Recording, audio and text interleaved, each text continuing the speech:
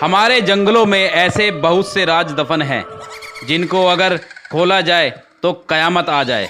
ऐसे कुछ राज चाहकर भी कभी दफन नहीं हो पाते, और वो जब बाहर आते हैं तो लोगों का जीना मुश्किल हो जाता है। मध्य प्रदेश के पूर्व प्रदेश, जहाँ बहुत घना जंगल है, यह बात वहीं की है। बड़े बड़े शहरों में तो समाज काफ़ी सुधर चुका है, लेकिन यहाँ आदिवासी समाज के लोग अब भी पूजा पाठ, बलि देना, इन सब बातों में बहुत विश्वास करते हैं, और उनका फ़ायदा लेने वाले इनको इसी में उलझा के रखते हैं। जहाँ शिक्षा और ज्ञान की कमी हो, वहाँ फिर और क्या होगा। घने से जंगल में बसा एक गांव मांझी। यहाँ ना तो डॉक्टर का कोई अता पता है, ना कोई ज्ञान का। यहाँ का ज्ञान सारा का सारा बाबा लोगों के पास है। वहीं बाबा लोगों को बहला फुसला कर लूट रहे थे, लेकिन कुछ ऐसा हुआ कि इस गांव में एक के बाद एक मौतें होने लगी, या यूं कहो कि लोग गायब होने लगे। ना कोई खबर और ना कोई पता ठिकाना। घर वाले लापता लोगों को ढूंढते और थक कर उसको भूल भी जाते। ऐसा कुछ चल रहा था मांझी गांव में। उसी गांव में शशि नाम का एक व्यक्ति रहता था। शशि की लड़की बहुत बीमार थी। महीने हो गए वो खटिया से उठी नहीं थी। क्या हुआ था ये तो बस वो वैद्य ही जानता था, लेकिन खुल के कभी बोला नहीं था।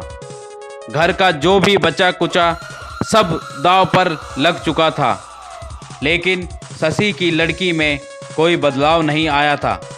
वो जैसे अब मरने का इंतज़ार कर रही थी। एक दिन शशि उसकी बीवी और बेटी वैद्य के घर गए। वैद्य बोला, शशि तेरी लड़की को कोई भयंकर बीमारी है। मुझे लगता है ये सारे गांव में फैल जाएगी। तुम दोनों भी दूर रहो इससे। तुम दोनों को भी यह बीमारी लग गई तो तुम दोनों भी मर जाओगे। ऐसा सुनते ही शशि की बीवी पुष्पा अपनी बेटी को सीने से लगा के रोने लगी। शशि को भी अब अपने आंसू रोके नहीं जा रहे थे, इसलिए वो अपना मुंह छुपा के रोने लगा। दोनों बेचारे करते भी क्या। वैद्य आगे कहता है, मुझे तो लगता है ये अब कुछ दिन की मेहमान है, लेकिन ये जल्दी मर जाए तो पूरे गांव का कल्याण होगा, वरना ये पूरे गांव में महामारी फैला देगी। मेरे पास एक दवाई है, जो इसको देते ही कुछ ही समय में ये मर जाएगी। तुम भी बचोगे और सारा गांव भी। तुम कहो तो मैं दे दूं इसको। ऐसा सुनते ही शशि अपनी लड़की को गोद में उठा लेता है। और हैवान वैद्य, तुझे अकल है क्या? मैं खुद अपनी बच्ची को मार दूं क्या? ये पाप लेकर मैं कैसे जीऊंगा? तू कोई वैद्य नहीं, कसाई है, कसाई। इतना बोल के शशि और उसकी बीवी घर की ओर चल दिए। आंखों से बहते आंसू रुकने का नाम नहीं ले रहे थे। 12 साल की बच्ची बीमारी से बिल्कुल आधी हो गई थी। ना कुछ खाती थी, इसलिए उसका वजन भी नहीं बढ़ता था। शशि उसको लेकर घर की तरफ जाने लगा। बीच में घना जंगल पड़ा था। जंगल के रास्ते निकलते हुए वो शाम होते अब घर पहुंचने वाले थे। सूरज अब डूब चुका था, लेकिन उनका घर नहीं आया था। अचानक शशि के कान में कोई फूंक मार के चला गया। ऐसे लगा वो थोड़ी देर के लिए रुका, फिर कुछ नहीं है सोच के आगे बढ़ा। अंधेरा हो चुका था। ऊपर आसमान की तरफ देखकर रास्ता ढूंढ रहे थे। एक अजीब सी आवाज़ आई, लेकिन उसे सिर्फ शशि ही सुन सका। अपनी बच्ची को ठीक करना चाहता है।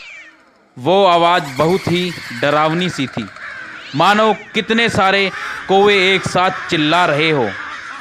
अगर हाँ है तो कल रात को सामने के टीले के पास आ जाना। और वो आवाज़ अचानक से गायब हो गई। शशि ने अपनी बीवी से पूछा, तुमने कुछ सुना? तो उसने ना में जवाब दिया। घर जाकर शशि उसी के बारे में सोच रहा था। क्या ये सच था या मेरा कोई वहम था? लेकिन अगर ये सच हुआ तो यही सोच में डूब चुका था। सुबह हुई, लेकिन शशि को तो रात का इंतजार था। वो यहाँ वहाँ घूम रहा था। उसके मुंह से शाम का निवाला भी नहीं उतर रहा था। उसको अपनी लड़की की तबीयत ठीक करनी थी। वो थैला उठाकर जंगल की तरफ जाने लगा। उसको पता था कि ये जंगल शापित है। यहाँ नरभक्षी पिशाचिनी का ठिकाना है। लेकिन अपनी लड़की की तबीयत के सामने उसको कुछ भी नहीं दिख रहा था। उसकी बीवी ने उसको रोकते हुए बोला, इतनी रात को कहाँ जा रहे हो? शशि ने कहा, मैंने सुना है उस पहाड़ी पर कोई नया बाबा आया है, बहुत पहुँचा हुआ है। उससे मिलकर आता हूँ, शायद कुछ फ़ायदा हो। और सीधे अंधेरे की तरफ चलने लगा और सामने कहीं जंगल में गुम हो गया। वो सीधा कल वाली जगह तलाशने लगा। वो उस टीले के पास पहुंचा और उसने आवाज़ लगाई, मैं आ गया हूँ, मेरी लड़की को ठीक करने का कोई उपाय बताओ, मुझे पता था तू आएगा। वहीं भयंकर आवाज़ अब बहुत ही ज़्यादा जोर से सुनाई दे रही थी। अब वो सामने प्रकट हो गई। वो भयंकर रूप में जमीन के ऊपर ही उड़ रही थी। सड़े मांस की बदबू आ रही थी। उसका डरावना काला रूप देखकर शशि के पसीने छूटने लगे, हाथ पांव कांपने लगे, क्योंकि वो एक पिशाचनी थी। तू डर मत, मैं तेरी लड़की को ठीक कर दूंगी, लेकिन मेरा एक काम है, वो तुझे करना होगा। बोला, मंजूर है तो मैं आगे बोलूंगी। पिशाचिनी की मैं बात सुनकर शशि बोल पड़ा, अगर मेरी बच्ची ठीक हो जाए तो मैं सब कुछ करने को तैयार हूँ। पिशाचिनी कहती है, कल यहाँ एक बकरे की बलि देनी होगी। तू उसको मारेगा और यहाँ जमीन में गाड़ के चला जाएगा। इतना तुझे करना है और तेरी बच्ची ठीक हो जाएगी। अब आगे क्या होगा? क्या पिशाचिनी सच कह रही है या फिर शशि को अपने जाल में फंसा रही है? आगे की कहानी के लिए चैनल को सब्सक्राइब करें और कल का इंतज़ार करें।